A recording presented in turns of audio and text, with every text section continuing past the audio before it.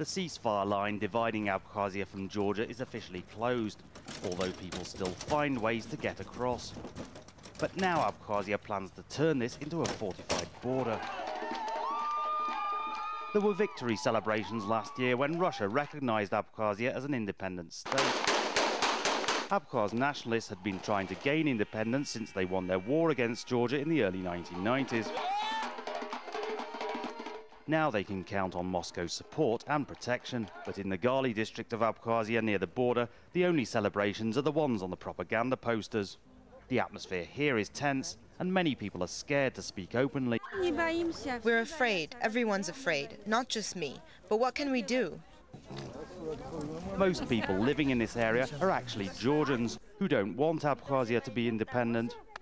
During the war, Abkhaz militias burned their houses and drove them out, but around 50,000 of them have since returned. Both Abkhaz and Russian forces maintain a strong presence here, and the Russian army plans to strengthen its grip by building new bases. This used to be a relatively wealthy region, but it's effectively been abandoned and left to collapse into ruins. Now people living here could face yet more isolation as Abkhazia tries to seal itself off from Georgia. Many of Abkhazia's Georgians cross the border regularly to trade or visit relatives on the other side. But now they feel increasingly trapped, and if the front line is fortified, some say they'll have to leave. Old people won't go anywhere, but the young people will not stay here. They will go where life is better. An old man like me, where will I go? These people are queuing for Abkhaz passports. That means they'll have to give up their Georgian citizenship.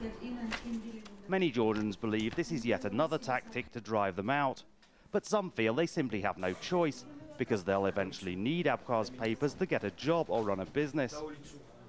Nobody is forcing anyone to do anything. Simply, the time will come when it will be absolutely necessary. The remaining Georgians still living in Abkhazia see statements like that as threats. For this minority under pressure, the choice is now becoming increasingly stark. Struggle to survive or give up everything and leave. Collin, Al Jazeera, Abkhazia.